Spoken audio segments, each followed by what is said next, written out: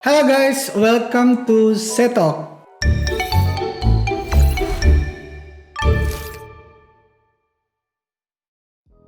Oke, baik lagi nih dengan saya di Setalk hari ini, Reza. Kita akan bahas mengenai money management untuk UMR. Bagi teman-teman yang gajinya UMR, upah minimum regional ya, alhamdulillah. Nah, saya mau kasih kiat-kiat nih untuk sobat SAC semua gitu kan. Gimana sih cara money management untuk gaji UMR? Oke, sebenarnya ada banyak caranya, tapi mungkin beberapa cara yang saya infokan bisa bermanfaat buat teman-teman. Apa aja sih caranya? Yuk kita bahas satu-satu. Yang pertama ini adalah jangan aktifin fitur pay letter. Oke, bagi teman-teman yang punya pay letter, jangan diaktifin ya fitur itu bagi teman-teman yang untuk gaji UMR terutama.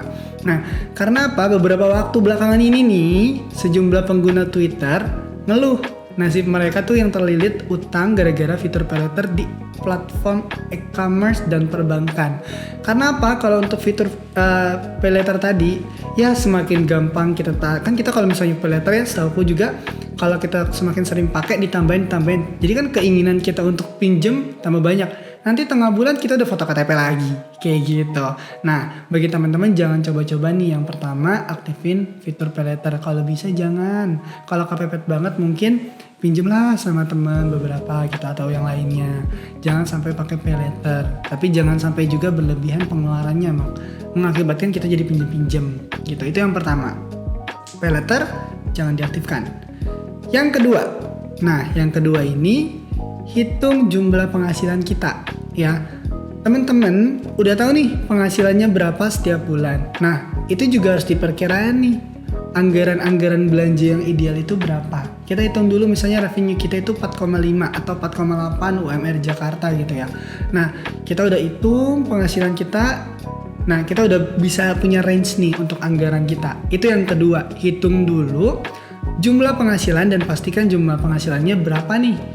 Setelah itu yang ketiga, hitung jumlah pengeluaran kita. Setelah hitung penghasilan, kita hitung jumlah beban-beban yang akan kita keluarkan. Akunting banget ya bahasanya ya. Biaya-biaya yang kita keluarkan, misalnya biaya fotokopi, biaya kebutuhan sewa, kos, listrik, internet, kebutuhan makan, ongkos bensin dan sebagainya. Itu dihitung, dipastikan ya. Nah, maka dari itu pengeluarannya jadi nggak membeludak. Ya, itu yang ketiga. Sekarang kita bahas yang keempat. Konsisten menabung dan investasi. Bagi teman-teman yang gajinya misalnya, udah dihitung penghasilannya berapa, pengeluarannya sekian, masih ada range nih udah untuk ngasih orang tua dan sebagainya. Masih ada range gitu kan. Misalnya 1 juta udah ongkos udah dihitung juga. 1 juta atau 500. Tidak peduli berapapun nominalnya, yang penting kita konsisten untuk nabung dan investasi sejak dini. Banyak kan platform investasi saat ini yang udah bisa kita gunakan.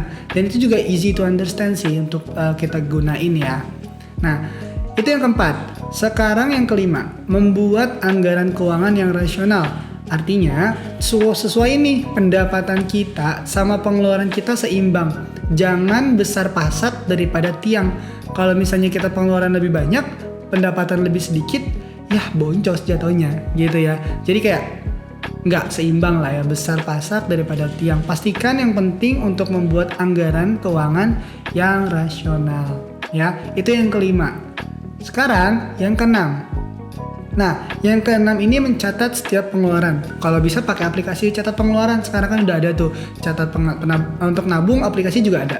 Untuk pengeluaran juga udah ada. Jadi kita tahu nih pengeluaran hari ini kita udah ngeluarin uang berapa. Jadi kita bisa ngerem gitu kan. Kalau kita nggak catat, mau beli ini, mau beli itu gitu kan. Jadi nggak bisa ngerem. Padahal kita tadi balik lagi ke poin yang 3, udah hitung penjumlahan pengeluaran kita berapa. Tapi kitanya nggak ngerem gitu kan. Mungkin dengan aplikasi-aplikasi sejenis kayak gitu bisa membantu.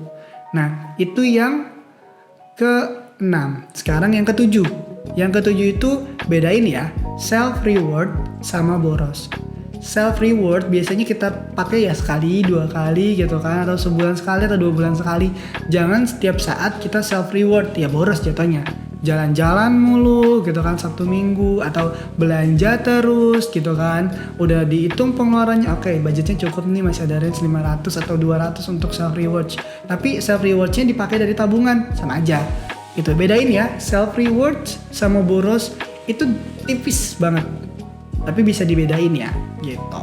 Oke, yang kedelapan, sekarang pisahkan rekening payroll dan hiburan. Kalau bisa punya 2 rekening.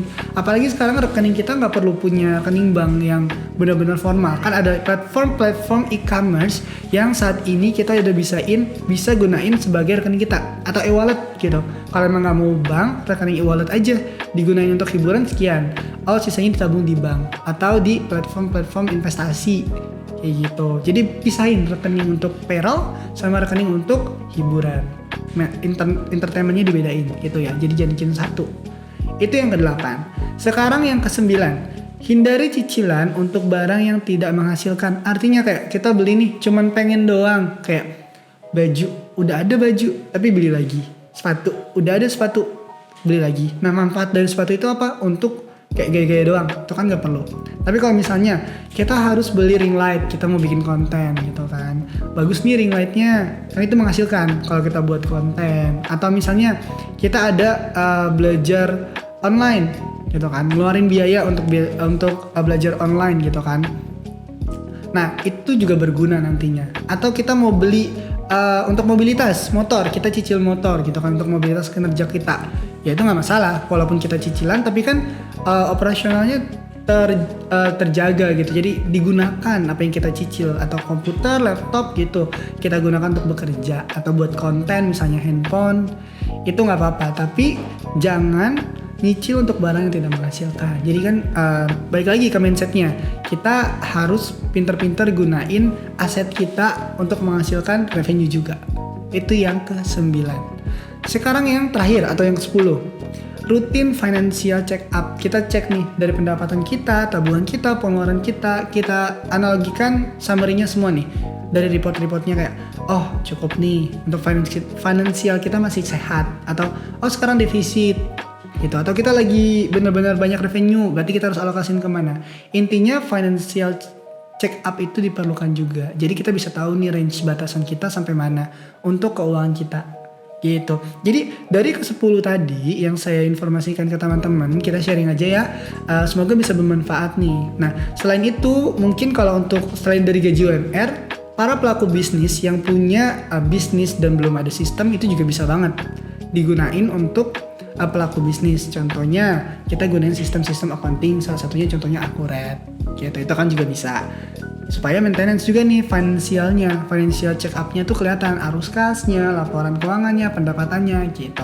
Jadi dari gaji yang kecil individual bisa juga kalau kita udah bener-bener maintenance dengan baik, suatu saat kita punya perusahaan, atau bagi teman-teman yang saat ini punya perusahaan, itu bisa diterapkan di perusahaannya gitu ya. Oke, kalau gitu itu mungkin diskusi dari saya, 10 masukan dari saya untuk money management untuk gaji UMR. Terima kasih atas perhatiannya and see you.